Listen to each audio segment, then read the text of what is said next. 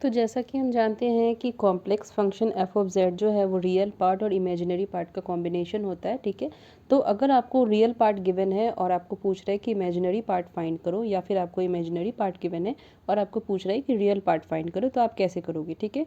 तो इस वीडियो में हम लोग सीखेंगे कि अगर आपको कोई भी कॉम्प्लेक्स फंक्शन गिवन होगा उसमें आप रियल पार्ट और इमेजिनरी पार्ट को कैसे फाइंड कर सकते हो, ठीक है।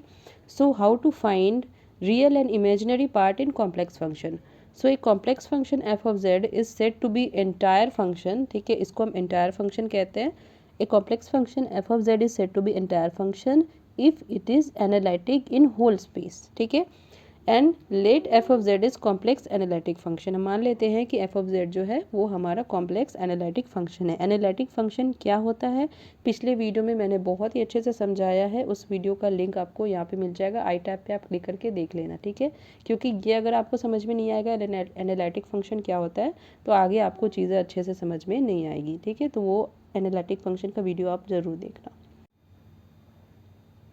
तो यहाँ पे देखिए इसका वैल्यूज़ क्या क्या आ जाएगा। Do v upon do x का वैल्यू आएगा do v upon do x is equal to minus do u upon do y, ठीक है। ये हमारा सी आर इक्वेशन, पिछले वीडियो में मैंने इसको डिस्कस किया है, ठीक है। So d v is equal to हो गया minus do u upon do y into d x plus इसका वैल्यू क्या आ गया, देखिए this is dough v upon do y, तो इसका वैल्यू आएगा do u upon do x, ठीक है, इंटू डी वाई। ये आ गया वैल्यूज़ आपका। अब इसका वैल्यूज़ कैसे निकालेंगे, देखिए v इज इक्वल टू इसका इंटीग्रेशन करेंगे, इस दोनों साइड हम इंटीग्रेशन करेंगे, ठीक है। तो ये कुछ इस तरह से आएगा v is equal to minus of integration do u upon do y into d x plus integration do u upon do x into d y plus c, ठीक है।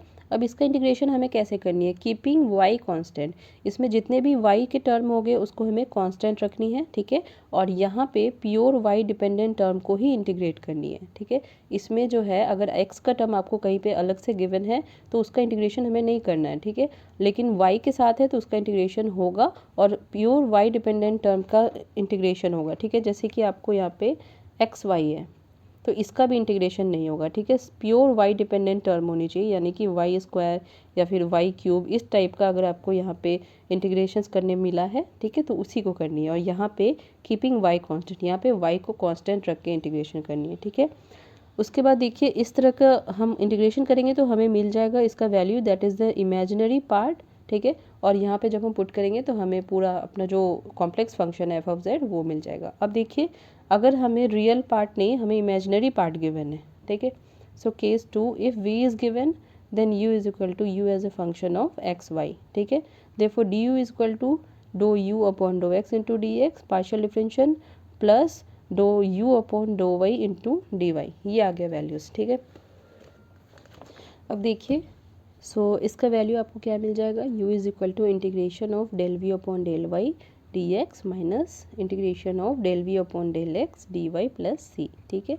अगर आपको पोलर कोऑर्डिनेट में गिवन है कोई भी फंक्शन तो आप कैसे फाइंड करिएगा, देखिए वो भी मैंने लिखा दिया है। सी आर इक्वेशन पिछले वीडियो में मैंने डिस्कस किया है कि सी आर इक्वेशन में कैसे हम फाइंड करते हैं कि कोई भी कॉम्प्लेक्स फंक्शन जो है वो हमारा एनालिटिक है कि नहीं, ठीक है। तो यहाँ पे हम उसका यूज़ करेंगे, जैसे कि do u upon do r का वैल्यू यहाँ पे हम लिखेंगे minus one upon r do u upon do theta d r, ठीक है। ये डी आर यहाँ पे आ गया।